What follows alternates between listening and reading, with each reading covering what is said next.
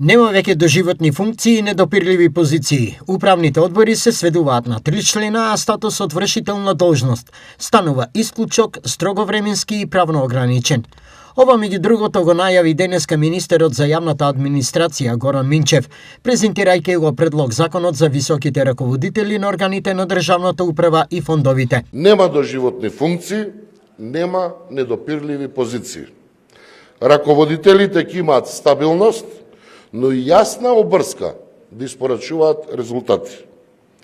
За прв пат нивната работа системски ќе се мери и позицијата се врзува со учинок, а не со статус. Новиот закон предвидува транспарентна постапка за именување на високо раководните функционери, но и јасно ги уредува мандатите и го ограничува изборот. Позицијата повеќе не е титула, туку одговорност за резултати. Воведуваме и систем за следење и оценување на резултатите од работата на високите раководители, преку планови, извештаи и мерливи резултати. Предлог законот за високите раководители на органите на државната управа и фондовите од 31 декември лани е на електронскиот национален регистар на прописи на Република Северна Македонија.